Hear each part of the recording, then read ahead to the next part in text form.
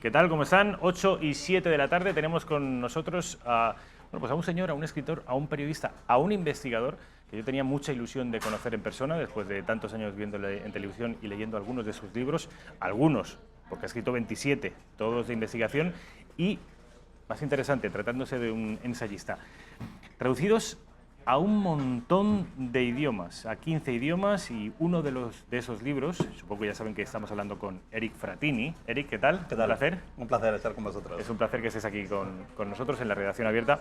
Uno de esos libros incluso ha servido de inspiración y está perfectamente catalogado en la biblioteca de la CIA, ¿no? Sí, así es. ¿Cuál es? Yo publiqué un libro que aquí fue muy famoso, se vendió muy bien, que fue La Santa Alianza, que era toda la historia del Servicio de Inteligencia Vaticano desde 1566 hasta el nombramiento del Papa Benedicto XVI. Y aquel libro se fue traducido en Estados Unidos por Macmillan, la editorial Macmillan es una de las grandes editoriales del grupo Penguin, y la CIA lo recogió como documentación importante para su biblioteca histórica en Langley. Un honor.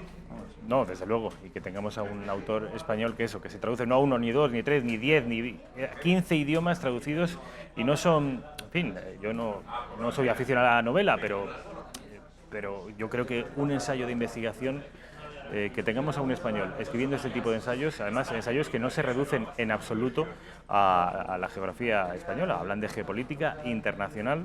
Este libro, La huida de las ratas, lo voy a poner en la cámara 3 para que puedan ustedes, de temas de hoy, para que puedan ustedes verlo, porque además, al margen del contenido, que es de lo que vamos a hablar hoy aquí, el continente, es decir, la forma, la estética, es muy bonito porque hace referencia a libros de los años 60 o 70, que bien está, incluso así como antiguo. Sí, como si fuera una carpeta antigua de un dossier antiguo. Sí. Está muy bien, está muy bien editado.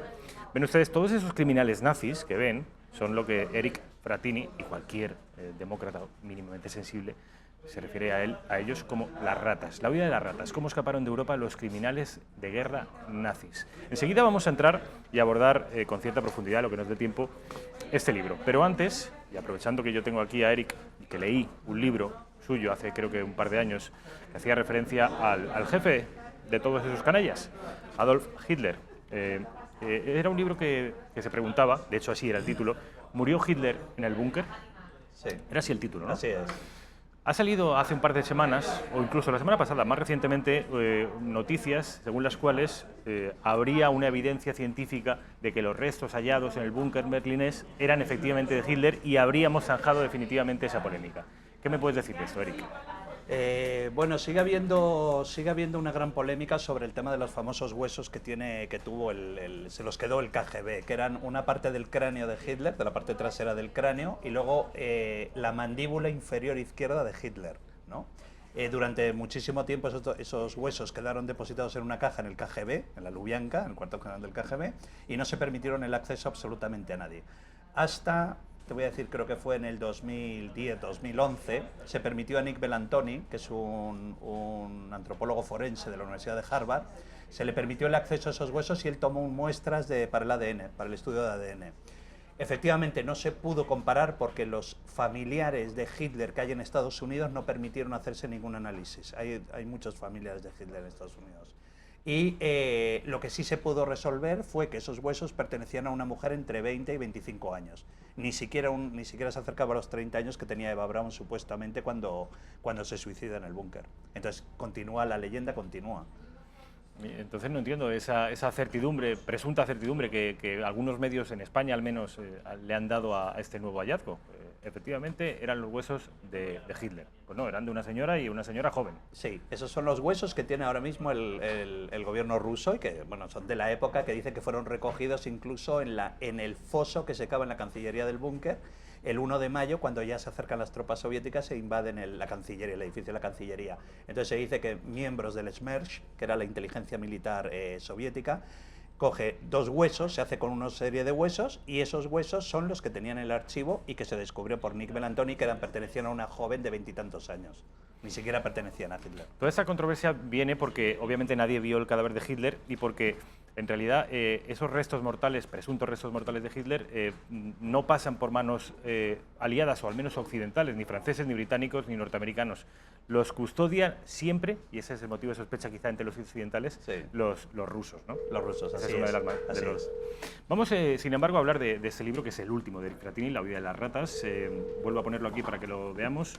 Es un libro en el que Eric apunta directamente y documenta, es decir, tiene evidencias de que esto fue así, aunque muchas veces lo hemos sospechado, que muchos de estos nazis, algunos de ellos tan importantes y tan relevantes como Eichmann, saben ustedes, el arquitecto que al margen de ideologías políticas, a mí personalmente su obra me parece maravillosa. Luego era un asesino, un sádico y un criminal. Joseph Mengele, que les voy a decir de este señor, el doctor Muerte. Estos dos son algunos de los nazis que una vez el buque se había hundido, salieron despedidos como ratas buscando salvar la vida.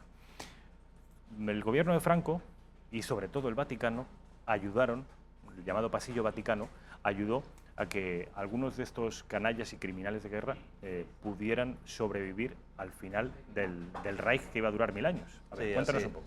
así es. El libro realmente recoge 12 biografías de 12 criminales de guerra nazis, ¿vale? De diferente nivel. Como tú has adelantado, por ejemplo, el caso de Eichmann, de Adolf Eichmann, que fue el arquitecto que diseña en la casa de Banksy, en la famosa reunión de Banksy, diseña lo que iba a ser toda la estructura para matar más rápidamente el mayor número de personas. Eso es Adolf Eichmann. Después está Joseph Mengele, que era el médico de Auschwitz, el jefe médico de Birkenau, que era el segundo campo de Auschwitz. Él nunca llegó a ser jefe médico de Auschwitz, como se ha dicho. Y luego hay otra serie de nazis que tienen cargos medios o cargos intermedios de la estructura nazi. Por ejemplo, Erwin Braunsteiner, que le llamaban la yegua de Majdanek, porque era una guardia del campo de Majdanek y se dedicaba a matar niños pateándoles la cabeza. O también, por ejemplo, bueno, pues hablo de Klaus Barbie, el carnicero de Lyon, o hablo de Erich Priebke, que es el famoso jefe de la Gestapo en Roma, que es quien ordena la ejecución de más de 200 italianos en las cuevas cerca de las fosas ardeatinas, ¿no? Cerca de Roma. Es decir, que son criminales de guerra, pero tienen diferentes. Está, por ejemplo, Franz Stangl, que era el comandante de Treblinka, que finalmente es extraditado, se consigue huir a Brasil, es extraditado a Alemania, en Alemania se le juzga, se le condena a 7 años de prisión por el cargo de asesinato de 890.000 personas en el campo de Treblinka. Entonces, bueno, yo voy haciendo un recorrido... 890.000 personas. 7 años, fue condenado a 7 años de prisión.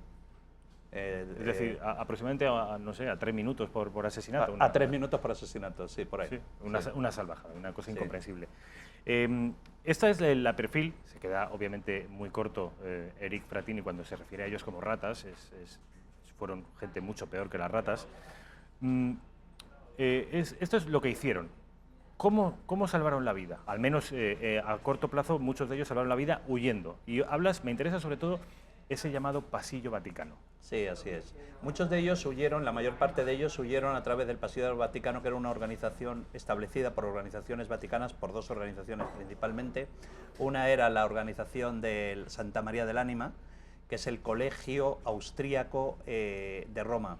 Y la segunda organización era San Girolamo de Lirici, que eran el colegio croata de sacerdotes en Roma. Esas 2 organizaciones fueron las utilizadas principalmente por el Vaticano. El líder de esta organización era un tal Monseñor Montini, que años después sería Pablo VI. Incluso en el libro yo publico documentos, que son documentos de la CIA, donde el CIC, que es la contrainteligencia militar estadounidense, ya han detectado a Montini como líder de este grupo de religiosos que estaban ayudando a escapar a criminales de guerra a través del puerto de Génova, y ya empiezan a informar sobre Montini, el sotosecretario, que era sotosecretario del Papa Pío XII, que publicó los documentos en el libro. Y luego también tenemos que pensar una cosa, tenemos que pensar que cuando termina la Segunda Guerra Mundial, claro, empieza la Guerra Fría. Y tenemos que pensar la mentalidad, tenemos que entender la mentalidad del Papa Pío XII. Pío XII era un hombre que era muy cercano a la educación alemana, porque había sido nuncio, tú sabes que había sido nuncio en Baviera y después en Berlín antes de ser secretario de Estado. Después, cuando es elegido papa, él era un hombre que tenía más miedo a Stalin que a Hitler. porque Hitler, él sabía que jamás iba a invadir el Vaticano, pero no estaba tan seguro de Stalin. Y es una época en la que, claro, los aliados tienen que controlar que Italia y Grecia no caigan en manos comunistas, porque acuérdate, porque empezó el bloqueo de Berlín por parte de los soviéticos, empieza el famoso puente aéreo aliado para poder suministrar alimentos, y entonces el gran terror que tenía Pío XII era que Italia pudiera convertirse en un país de la órbita soviética. Y entonces, bueno, él, digamos que de cierta forma, no sé si lo autorizó personalmente, pero sí cerró los ojos ante el Vaticano de organizaciones que estaban ayudando a escapar a criminales. Eso es lo que te iba a preguntar exactamente. Lo que ha hecho Eric ha sido explicarnos, porque seguro que es algo que se estaban preguntando, ¿esto por qué lo hace la Iglesia? ¿Por qué lo hace el Vaticano? O sea, no, nos está explicando que seguramente el Vaticano tenía más miedo al bolchevismo que al nazismo. Claro. Esa es la razón. Claro. Pero cuando hablas del Vaticano o hablas de la Iglesia, hay que acotar, es decir, ¿no? ¿Te refieres a ella como institución? ¿Las altas jerarquías lo sabían? ¿O eran grupos ultraconservadores? Eran grupos ultraconservadores, donde estaba Caggiano, estaba que era un obispo argentino, estaba Tisserand, el famoso cardenal francés, que era un ultraconservador. Es decir, que eran unos sectores de la Iglesia Católica, no era la Iglesia Católica, no era el Vaticano en sí que dijera vamos a ayudar a escapar a criminales de guerra. Por eso también se precisa en el libro es muy preciso de que fueron algunos, incluso muchos de ellos, que después son expulsados de la Iglesia Católica. Muchos son expulsados y enviados fuera, por ejemplo. Pero por eso, por colaborar. Sí, por colaborar. Alois Juda les apartado de Santa María de la Nena, del colegio del colegio alemán, austroalemán. Es expulsado del Vaticano Krunoslav Draganovic, que era un sacerdote croata que había sido el que había creado todas las rutas de escape para los criminales de guerra croatas. Hay que recordar que Croacia era aliado de Hitler durante la Segunda Guerra Mundial. Y también es expulsado después de la Iglesia Católica, es expulsado de Roma también. Muchos de ellos fueron expulsados de Roma. O sea que hubo una purga como castigo a esta colaboración con los criminales de guerra nazis. El caso de España, de Franco, siempre se dijo que tú en el libro dices que sí, que hubo una colaboración quizá de cuadros medios más que de la jerarquía del régimen. Y sobre todo que los nazis que se recibieron aquí, a los que se les hospedó durante un tiempo, no eran de gran relevancia. No. Franco, principalmente Martín Artajo, que era el ministro de Asuntos Exteriores entonces, ¿no? No se dio asistencia a las grandes líderes o a criminales de guerra, principalmente se les dio asistencia a miembros de la inteligencia militar, del Abwehr, la inteligencia militar alemana. Fueron los que más se les dio asistencia aquí, principalmente porque eran los que venían más preparados para la lucha anticomunista, porque habían sido grandes expertos en Europa, en los países ocupados, de luchar contra células comunistas. Y de cierta forma, en ese momento, el gobierno de Franco lo que quería y lo que necesitaba era la experiencia de estos agentes alemanes que habían luchado contra células comunistas en diferentes países ocupados para dar, digamos, apoyo o asistencia al gobierno español. Por eso, digamos que todos los criminales de guerra que aquí tú ves, aquí hay una lista muy famosa, que se hizo muy famosa. La lista original está en el Ministerio de Asuntos Exteriores de los Archivos Históricos, se llama la famosa lista de los 109. Y son 109 nazis que el gobierno británico reclama a Franco para ser entregados a las autoridades aliadas, a las autoridades británicas. Lo que pasa es que si tú analizas los cargos que tenían durante la ocupación, uno era miembro de la inteligencia alemana, militar alemana en Francia, otro en Italia, otro, es decir, que no tenían puestos relevantes dentro de la administración, digamos, en la maquinaria de muerte del régimen nazi. Y esos fueron los que se dieron. Muchos de ellos están enterrados aquí. Que no estuvieron salpicados presuntamente por la solución final. No, por eso cuando se dice, por ejemplo, que Franco dio asistencia a criminales de guerra nazis, eso no es cierto.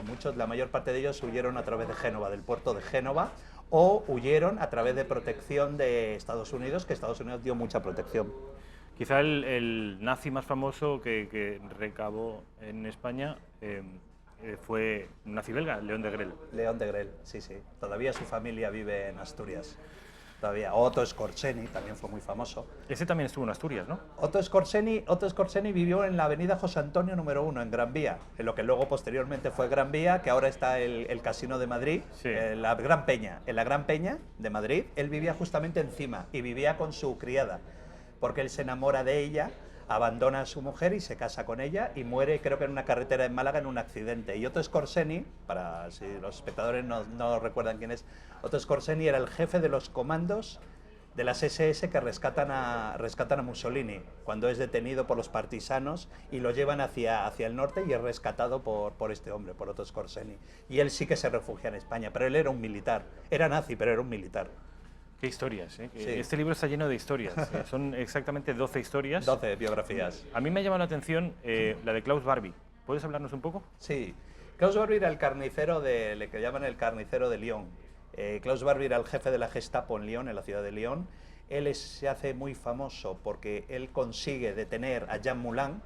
Jean Moulin era el comandante supremo de la resistencia francesa. Es interrogado por el propio Barbie. Él no llega a matarlo, sino que lo deja muy mal herido y muy maltrecho hasta que descubre realmente quién es Jean Moulin, la importancia que tiene Jean Moulin como líder de la resistencia francesa. Y entonces él llama a Berlín y lo entrega en Berlín, pero parece ser que en Berlín él muere en el traslado porque ha sido tan terriblemente torturado que él muere. Bueno, Klaus Barbie, cuando termina la guerra, era un hombre también que era un experto en lucha contra células comunistas. ¿Vale? Entonces Estados Unidos empieza a contratarlo, lo contrata, la inteligencia aliada lo contrata en Francia y lo empiezan a mover por la zona de Austria, de Suiza, de Alemania para combatir a las células comunistas. Y entonces finalmente, cuando ya la situación de Barbie se hace muy complicada en Europa porque va a estar a punto de ser detenido, los americanos lo ayudan a escapar y lo mandan y lo envían a Bolivia. Está mucho tiempo en Bolivia, protegido por Estados Unidos. Mientras tanto, Francia lo estaba buscando por crímenes de guerra para ser juzgado por crímenes de guerra, hasta que finalmente es entregado por las autoridades bolivianas, llega la democracia y Bolivia lo entrega a Francia, y donde es juzgado y condenado a cadena perpetua por crímenes de guerra en Francia. ¿Estamos hablando de qué año? Eso te estoy hablando de los años 80, años 90 ya. Y curiosamente, en ese juicio es cuando salen todos los documentos donde se habla específicamente de que el Klaus Barbie era miembro de la CIA. Es más, yo he investigado los archivos de la CIA, en los archivos históricos de la CIA, y hay más de 4.000 documentos que hablan de Klaus Barbie son respecto a operaciones en la CIA. Y hasta la llegada, te voy a decir, hasta la llegada de Bill Clinton, que esto ya son los años 90, hasta la llegada de Bill Clinton no se pidió disculpas formalmente el gobierno de Washington al gobierno de París por haber protegido a Klaus Barbie. Al carnicero de Lyon, fíjense ustedes, porque sí, tiene cierta lógica, en fin, al menos no debería sorprender que en el régimen de Franco o en países como Argentina, como Brasil, sí que tuviera un hueco los criminales de guerra nazis, pero claro, llama la atención que uno de los aliados, los Estados Unidos, también los acogiera. Sí. No fue el único que marchó de los Estados Unidos. Estados Unidos hizo una operación muy famosa con la CIA que se llama Operación Paperclip, que es una operación en la cual se ordenó el rescate en Europa de todos los científicos que habían formado parte del aparato científico de Hitler y sus familias para ser trasladados a Estados Unidos. El más famoso de ellos, que es el que todos conocemos, es Wernher von Braun, que es el creador de las V1 y las V2 que lanzaban sobre Londres, las famosas bombas volantes, y que es el padre del programa Mercury y del programa Apolo posteriormente. Es decir, que se rescató a mucha gente, a muchos mucha materia nazis. gris, ¿no? Sí, a grandes cerebros de la ciencia y de la genética alemana fueron trasladados a Estados Unidos, porque los rusos también hicieron lo mismo, porque los rusos también estaban interesados en los científicos. Y luego, por ejemplo, claro, hay muchas cosas, por ejemplo, que fueron utilizadas y creadas en Estados Unidos, por ejemplo, los trajes de piloto que llevan los pilotos de combate actualmente, los pilotos españoles. Por ejemplo, los pilotos de los aviones a reacción, de los cazas de combate. Son trajes que tienen una presurización especial y que les van apretando las piernas para que no se les forme coágulos y pierdan la conciencia cuando hacen virajes rápidos. Vale, todo eso fueron científicos alemanes que llevaron a cabo experimentos en campos de exterminio con prisioneros y que fueron trasladados posteriormente, después de la guerra, fueron trasladados a Estados Unidos para desarrollar esos trajes. Es decir, que... Y luego ya muchos de ellos también, que yo cuento el caso, por ejemplo, Erwin Braunsteiner, o por ejemplo, Herbert Kuckels, o John Demjanjuk, fueron nazis que fueron un tornillo o una pequeña tuerca dentro de la maquinaria criminal de los nazis, que consiguieron entrar en Estados Unidos de forma ilegal. Por ejemplo, Ermin Braunsteiner, que yo te contaba que le llamaban la yegua de Majdanek, ¿no? Porque se dedicaba a matar niños a patadas en la cabeza, disfrutaba con eso. Dicen que mató personalmente a más de 300 niños en Majdanek, en el campo de concentración de Majdanek. Bueno, esta mujer cumple una condena mínima de 1 año y medio como guardiana del campo de Majdanek, pero los aliados no saben quién es realmente. A esta mujer la ponen en libertad y ella conoce a un soldado americano. Total, que ella se casa con él. ¿Y él no sabe quién es? No, él no sabe nunca quién es ella. Ella se va a Canadá y a través de Canadá ella pide el visado para entrar en Estados Unidos para contraer matrimonio con este soldado. Finalmente, así es, contrae matrimonio y se instalan en New Jersey, en una casa de New Jersey. Yo publico fotografías en el libro de ella en su casa de New Jersey. Era una señora muy americana porque se había adaptado muy bien a la vida americana, hasta que un día le tocan el timbre. Y era un periodista que se llamaba Joseph Lillywell, que posteriormente, muchas décadas después, se convertiría en el director del New York Times. Y aquella vez que él toca el timbre era su primer artículo de investigación, porque él toca el timbre porque Simon Wiesenthal, el cazanazis, ha avisado a Joseph Lillywell, que era un joven reportero, diciéndole que han detectado a una mujer que podría ser una guardiana de un campo de exterminio. Y así es como ella es detenida. Ella luchó mucho tiempo para que no le retiraran la nacionalidad americana y es enviada a Alemania, donde es juzgada. Pero, curiosamente, ella es condenada nada más a 4 años de prisión y ella pasa toda la condena ya en una residencia de ancianos. ¡Qué historia! ¡Qué historia! ¿La yegua de? La yegua de Majdanek, la llamaban. La yegua de Majdanek, cuando ya estaba viviendo tranquilamente en los Estados Unidos, perfectamente adaptada al American Way of Life, el futuro, qué historia de película, el futuro director del New York Times la descubre.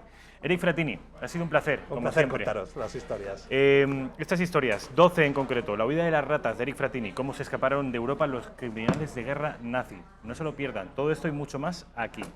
Vamos al informativo de Intereconomía.